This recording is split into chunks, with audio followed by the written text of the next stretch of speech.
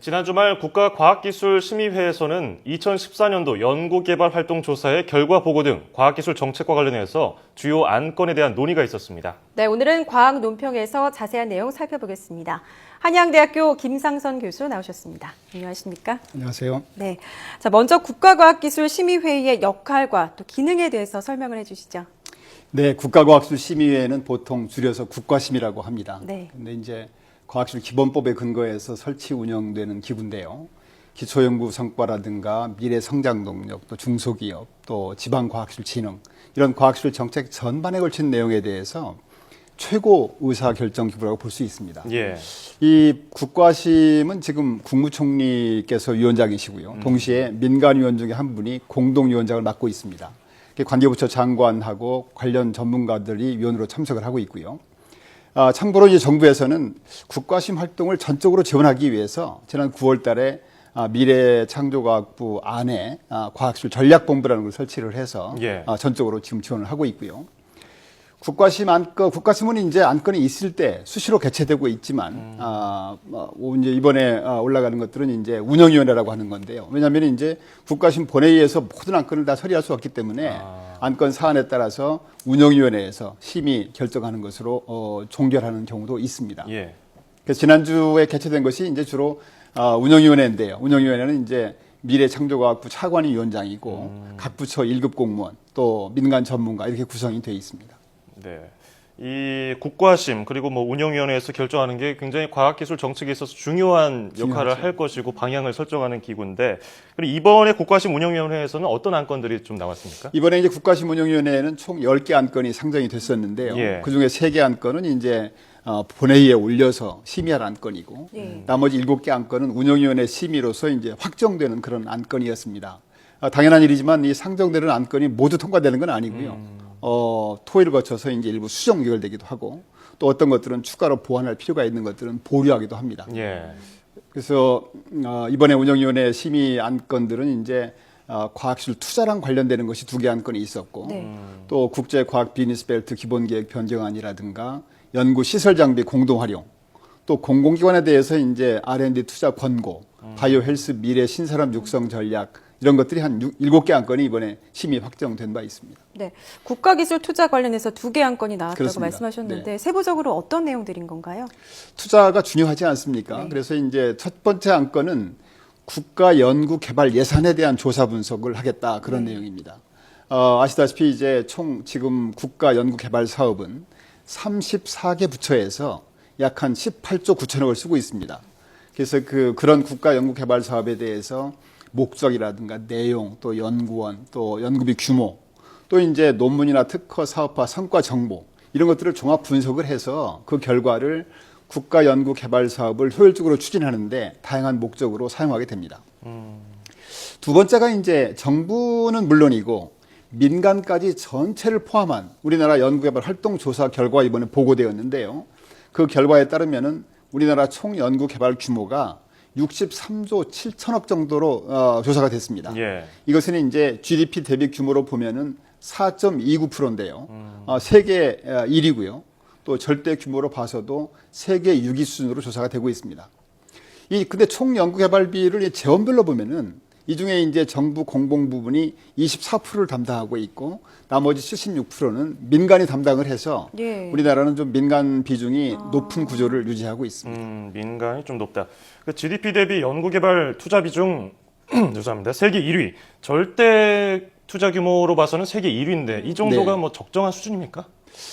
일단 이제 GDP 대비 1위고 절대 규모로 6위이기 때문에 우선 보기에 굉장히 커 보이지 않습니까? 네. 근데 말씀드린 것처럼 이제 정부 공공 부분은 그 중에 24%만 담당을 하고 있고요. 18조 9천억이니까요. 근데 사실 이제 저희가 미국의 국립보건원, NIH라고 하는데요. 국립보건원의 1년 연구비가 35조 규모입니다. 그러니까 우리나라 34개 부처가 쓰는 연구비가 18조 9천억이라고 보면은 그렇게 만족할 만한 수준은 아니라고 생각이 됩니다. 특히 이제 최근에 우리가 과학기술 중심 사회란 말을 많이 쓰고 있는데요. 과학기술이 단순히 그냥 신제품이나 공정개발의 문제가 아니라 삶의 질 향상 모든 분야의 과학기술이 이제 중요하지 않습니까? 그래서 과학기술 수요는 자꾸 늘고 있기 때문에 과학기술 예산은 앞으로도 지속적으로 확대해 나가야 되겠다 생각이 되고요. 특별히 이제 나머지 76%를 담당하고 있는 민간 부분이 네. 위축되지 않도록 정부의 어떤 지원 제도를 계속적으로 확대해 나가야 될 것으로 생각이 됩니다. 아울러 지금 이제 정부에서 지금 국회에 나가 있는 정부 예산안이 금년하고 거의 비슷한 수준으로 가 있어요. 예. 18조 9천억. 근데 이제 이 국가 연구개발비가 넉넉하지 않는 상태를 감안해서 국회에서 아마 초당적으로 지원해야 되지 않나 생각을 하고 있습니다.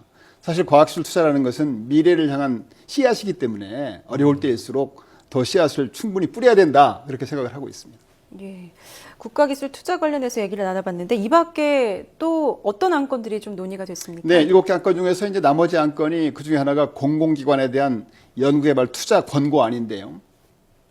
기업부설연구소를 가지고 있는 공공기관에 대해서 예상 매출액의 일정률을 연구개발 또 기초연구에 투자하는 게 좋겠다 이렇게 권고하는 겁니다.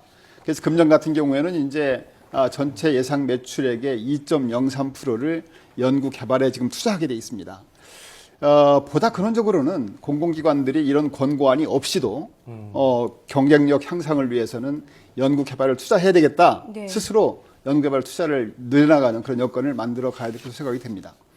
다음에 이제 국가연구시설 장비 관련해서 1억 원 이상 고가 장비에 대해서는 심의, 구매, 공동 활용 활성화하는 문제라든가 또 활용 실적이 저조한 장비의 이전 재배치 문제, 또 전용 운영 인력 확충 문제 이런 걸 통해서 국가 연구 시설 장비 투자의 효율화라든가 공공 활용을 촉진해 나갈 계획이 이번에 보고가 됐고요.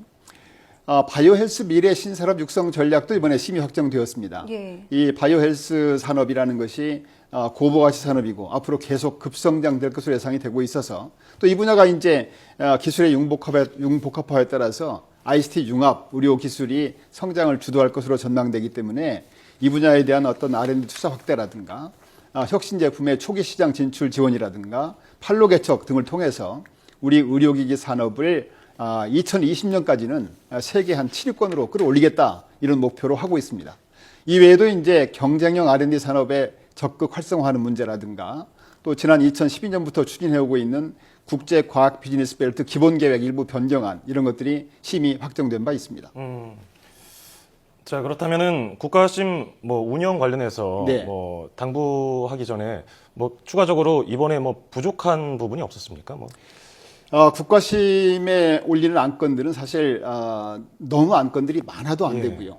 또 그렇다고 해서 이제 국가심 안건에 통과되지 않은 상태로서 과학기술 정책이 입안돼도 안 되는 그런 문제가 있습니다.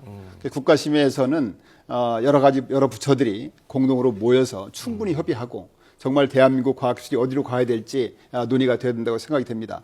아까 이제 제가 말씀드렸던 사항 중에서 76%가 민간 부분이라고 했는데 민간 부분 연구개발 투자라는 것이 이제 설문조사를 통해서 실적을 받아서 종합한 집계입니다. 네네.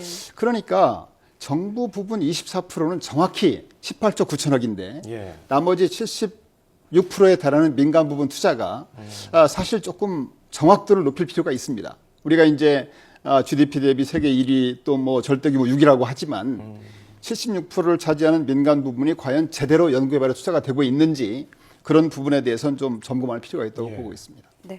자, 마지막으로 국가심 운영과 관련해서 또 당부하고 싶은 말씀이 있다면 어떤 것들이 있을까요? 아까 소개드린 것처럼 이제 과학기술 전략본부를 지난 9월 달에 발족을 했습니다. 그래서 정부 안에 따르면 과학기술 전략본부가 조직이나 운영의 독립성을 보장을 해서 특정 부처에 얽매이지 않고 34개 부처 전체에 걸쳐서 국가 과학기술 전체를 종합 조정하고 지원하겠다 이렇게 되어 있는데 아무쪼록 그 과학기술 전략본부가 제대로 활동할 수 있도록 지원했으면 좋겠고요. 두 번째 이제 아까 말씀드린 여러 가지 안건 중에서 역시 제일 중요한 게 저는 투자라고 봅니다. 예. 물론 이제 투자에 대한 성과를 왜 안 내느냐 그런 지적도 있지만 과학기술 투자야말로 정말 우리나라가 과학기술 미래 선진국을 지향하기 위한 가장 중요한 것이기 때문에 국회에서 정말 여야 할 것 없이 이 분야에 대한 투자를 좀 늘려야 되고요. 과학기술계에서도 투자가 느린 만큼 세계 우수한 성과로서 보답을 해야 되지 않나 생각을 하고 있습니다. 네. 나라 살림이 어려울 때일수록 미래를 위한 씨앗을 잘 뿌려야 한다. 그렇습니다. 정부가 좀 잘 기억했으면 좋겠는데. 네. 예. 지금까지 지난주에 개최된 국가과학기술심의회 운영위원회에서 심의 확정된 주요 안건에 대해서 이야기 나눠봤습니다. 지금까지 한양대학교 김상선 교수와 함께했습니다. 고맙습니다. 감사합니다.